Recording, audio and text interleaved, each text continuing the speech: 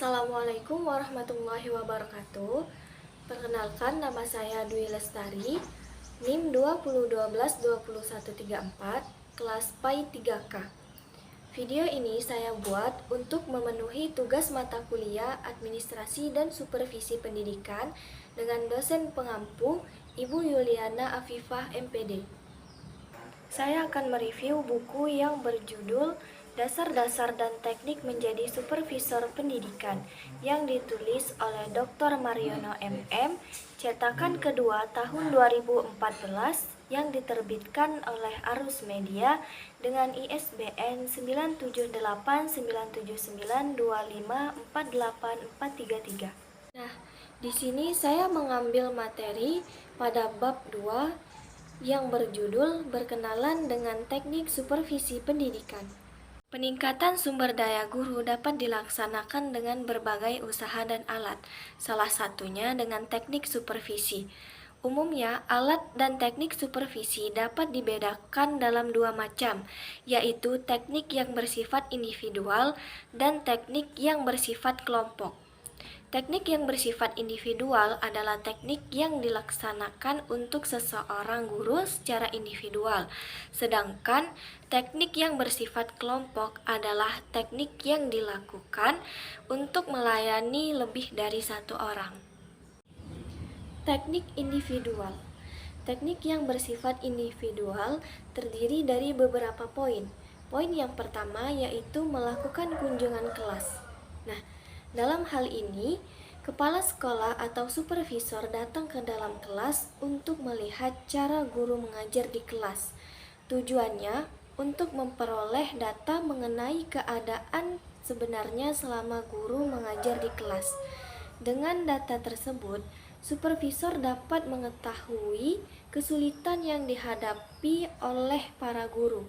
Selain itu, guru juga dapat mengemukakan pengalaman-pengalaman yang berhasil dan hambatan-hambatan yang dihadapi, serta meminta bantuan dan dorongan kepada supervisor. Teknik perkunjungan kelas ini ada 3 macam. Yang pertama, perkunjungan tanpa diketahui.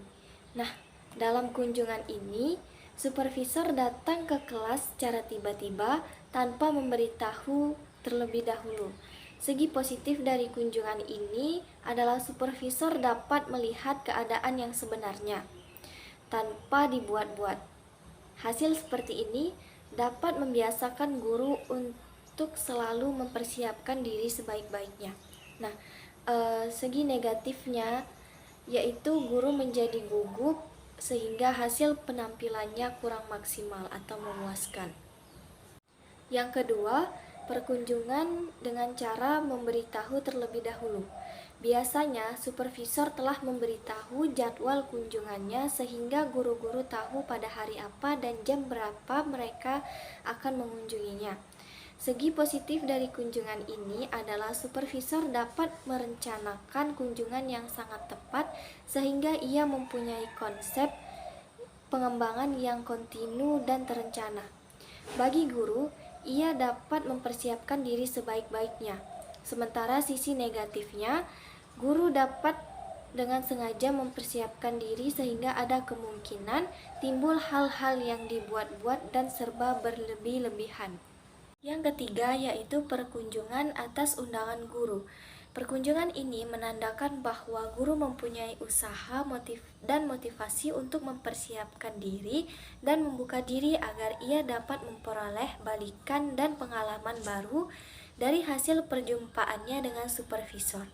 Segi positif bagi supervisor dari kunjungan ini adalah ia dapat belajar berbagai pengalaman dalam bidang berdialog dengan guru. Sedangkan bagi guru, ia akan lebih mudah untuk memperbaiki dan meningkatkan kemampuannya karena motivasi untuk belajar dari pengalaman dan bimbingan dari supervisor tumbuh dari dalam dirinya sendiri. Segi negatif dari kunjungan ini adalah adanya kemungkinan timbul sikap manipulasi, yaitu dengan dibuat-buat untuk menonjolkan diri. Poin kedua dari teknik individual adalah melakukan observasi kelas. Melalui perkunjungan kelas, seseorang supervisor dapat mengobservasi situasi belajar mengajar yang sebenarnya. Dalam hal ini, ada dua macam observasi kelas. Yang pertama yaitu observasi secara langsung. Nah, pada observasi secara langsung ini, supervisor mencatat absen yang dilihat pada saat guru sedang mengajar dengan menggunakan alat observasi. Yang kedua, yaitu observasi tidak langsung. Nah, di sini orang yang diobservasi dibatasi oleh ruang kaca sehingga siswa tidak mengetahuinya. Biasanya dilakukan dalam laboratorium untuk pengajaran mikro. Pribadi. Interview pribadi ini dilakukan antara seseorang supervisor dengan seorang guru untuk membahas bagaimana cara mengajar yang baik. Nah, salah satu alat yang terpenting dalam supervisi adalah melakukan interview pribadi. Sebab dalam melakukan interview pribadi, seseorang supervisor dapat bekerja secara individual dengan guru dalam memecahkan problema-problema pribadi yang berhubungan dengan jabatan mengajar. Poin yang keempat dari teknik individual yaitu mengunjungi antar kelas. Maksudnya yaitu para guru saling mengunjungi antara guru yang satu dengan guru yang lainnya yang sedang mengajar. Teknik mengunjungi kelas ini memiliki kelebihan-kelebihan. Di antaranya, yang pertama yaitu memberikan kesempatan mengamati rekan lain yang sedang memberi pelajaran. Yang kedua yaitu membantu guru-guru yang ingin memperoleh pengalaman atau keterampilan tentang teknik dan metode mengajar serta berguna bagi guru-guru yang menghadapi kesulitan tertentu dalam mengajar. Yang ketiga yaitu memberikan motivasi yang terarah terhadap aktivitas mengajar. Rekan guru mudah belajar dari temannya sendiri karena keakraban perhubungan atas dasar saling kenal. Yang keempat yaitu sifat bawahan terhadap pemimpin. Seperti halnya supervisor dan guru tidak ada sama sekali sehingga diskusi dapat berlangsung secara wajar dan mudah mencari penyelesaian sesuatu persoalan yang bersifat musyawarah. Poin yang kelima atau poin yang terakhir dari teknik individual adalah menilai diri sendiri. Sebagai seseorang tenaga pendidik yang profesional, guru harus dapat menilai kemampuan dirinya sendiri, terutama dalam hal menyajikan bahan pelajaran. Penilaian terhadap diri sendiri merupakan teknik yang dapat membantu guru dalam pertumbuhannya. Teknik supervisi yang kedua yaitu teknik kolektif. Teknik kolektif yang akan dibahas pada bab ini antara lain sebagai berikut. Yang pertama yaitu temu orientasi guru baru. Pertemuan ini merupakan salah satu pertemuan yang bertujuan khusus mengantar guru-guru untuk memasuki suasana kerja yang baru. Pertemuan orientasi ini tidak saja untuk guru baru, tetapi juga seluruh staf guru. Yang kedua yaitu panitia penyelenggara. Setiap kegiatan bersama perlu adanya penanggung jawab pelaksana yang berfungsi untuk mengorganisasikan tugas-tugas. Para pelaksana itu disebut dengan panitia penyelenggara. Dalam melaksanakan tugas-tugas yang diberikan dari sekolah, panitia ini mendapatkan banyak pengalaman kerja. Misalnya, pengalaman dalam usaha mencapai tujuan, pengalaman dalam mengerti cara bekerja sama dengan orang lain, dan sebagainya. Berdasarkan pengalaman-pengalaman itulah, guru-guru dapat bertambah dan bertumbuh dalam profesi mengajarnya. Yang ketiga yaitu rapat guru. Rapat guru adalah salah satu teknik supervisi yang berfungsi untuk memperbaiki situasi belajar mengajar. Setiap rapat atau pertemuan pasti memiliki suatu tujuan.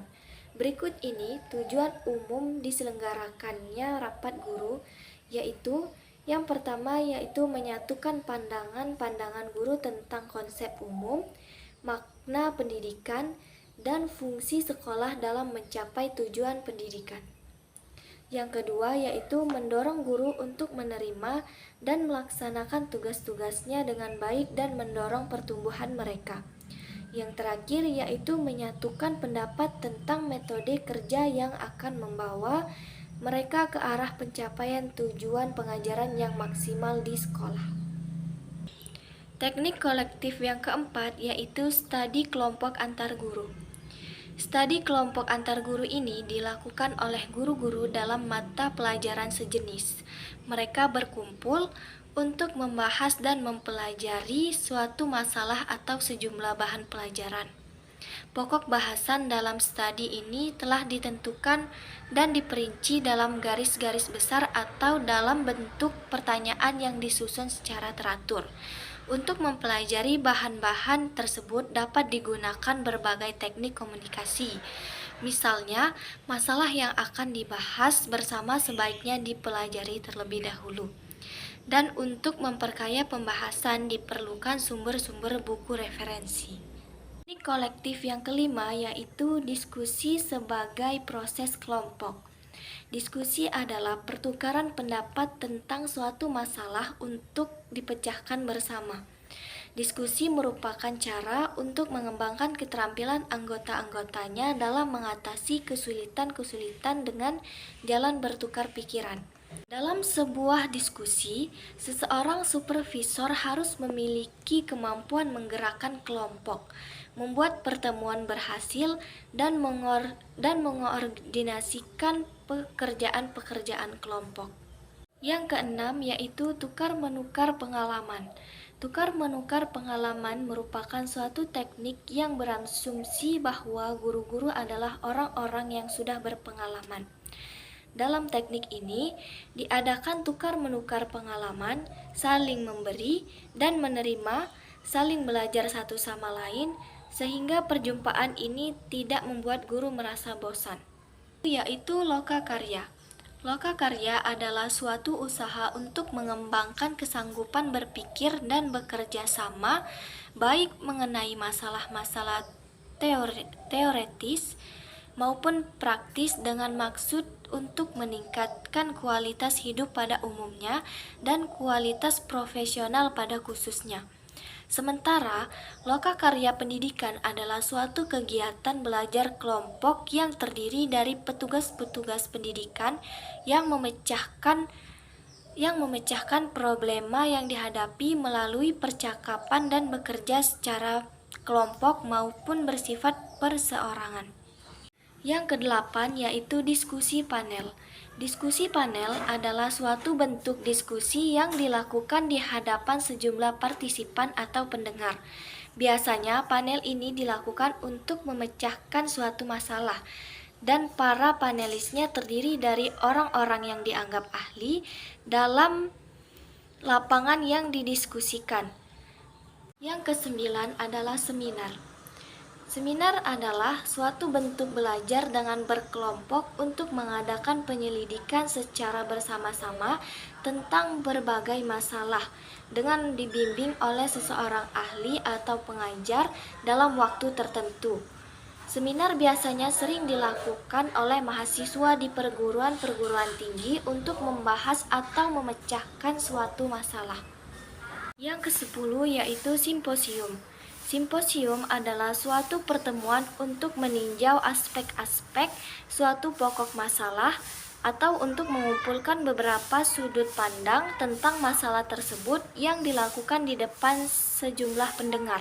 Tujuan diadakannya simposium adalah untuk mereorganisasikan pengertian dan pengetahuan tentang aspek-aspek suatu pokok masalah atau untuk mengumpulkan dan memperbandingkan beberapa sudut pandang yang berbeda-beda tentang pokok masalah tersebut. Yang ke-11 yaitu demonstrasi mengajar. Demonstrasi mengajar ini bertujuan untuk memberikan kesempatan kepada guru-guru untuk melihat metode-metode mengajar yang baru atau yang berbeda. Guru yang memperhatikan demonstrasi itu akan mendiskusikan hal tersebut dengan peninjauan-peninjauan lainnya. Yang ke-12 yaitu perpustakaan jabatan. Perpustakaan jabatan adalah suatu perpustakaan yang berisi buku-buku, majalah, brosur, dan bahan-bahan lainnya yang telah diseleksi dengan teliti mengenai suatu bidang studi. Perpustakaan ini dapat memperkaya pengetahuan dan pengalaman guru sehingga dapat bertumbuh dalam profesi mengajar. Namun, jika diteliti ternyata kelengkapan perpustakaan jabatan masih tergolong kurang, misalnya untuk satu mata pelajaran hanya terdapat satu buku pegangan. Padahal, dalam mengajar, guru harus diperlengkapi dengan sumber-sumber buku yang banyak. Selain itu, tidak sedikit buku dan sumber-sumber bacaan lainnya yang hanya tersimpan dalam lemari, menjadi istana buku daripada dibaca dan dipergunakan. 13 yaitu buletin supervisi. Buletin supervisi merupakan salah satu alat komunikasi dalam bentuk tulisan yang dikeluarkan oleh staf supervisor yang dipergunakan sebagai alat untuk membantu guru-guru dalam memperbaiki situasi belajar mengajar. Yang ke-14 yaitu membaca langsung. Membaca langsung adalah suatu kegiatan yang dilakukan oleh guru secara perseorangan, terlebih buku-buku pendidikan. Teknik ini sangat menolong guru untuk meningkatkan pengalaman belajar mereka. Yang ke-15 yaitu mengikuti kursus. Mengikuti kursus merupakan suatu alat yang dapat membantu guru mengembangkan pengetahuan profesi mengajar dan menambah keterampilan guru dalam memperlengkap profesi mereka. Guru-guru yang mengikuti kursus ini diarahkan kepada dua hal, yaitu sebagai penyegaran dan sebagai usaha peningkatan pengetahuan, keterampilan, dan mengubah sikap tertentu. Yang ke-17 yaitu laboratorium kurikulum. Laboratorium kurikulum adalah suatu tempat yang dijadikan pusat kegiatan tempat guru-guru memperoleh sumber-sumber materi untuk menambah pengalaman mereka. Laboratorium kurikulum ini tidak hanya berfungsi sebagai sumber materi, tetapi juga sebagai tempat pusat untuk guru-guru mengadakan penelitian, percobaan, dan tempat kerja sambil belajar baik pribadi maupun bersama untuk memecahkan problem belajar mengajar. Yang ke-18 atau yang terakhir yaitu studi untuk staf. Studi untuk staf adalah perjalanan sekolah bagi guru-guru sebagai salah satu teknik supervisi untuk memperbaiki situasi belajar mengajar. Tujuan studi ini adalah untuk membangkitkan minat suatu unit yang akan dilakukan, mengumpulkan bahan suatu masalah, dan sebagai kegiatan kulminasi dari rapat kerja. Nah, itulah teknik-teknik supervisi pendidikan. Mungkin itu saja yang dapat saya sampaikan. Kurang lebihnya saya mohon maaf. Terima kasih. Wassalamualaikum warahmatullahi wabarakatuh.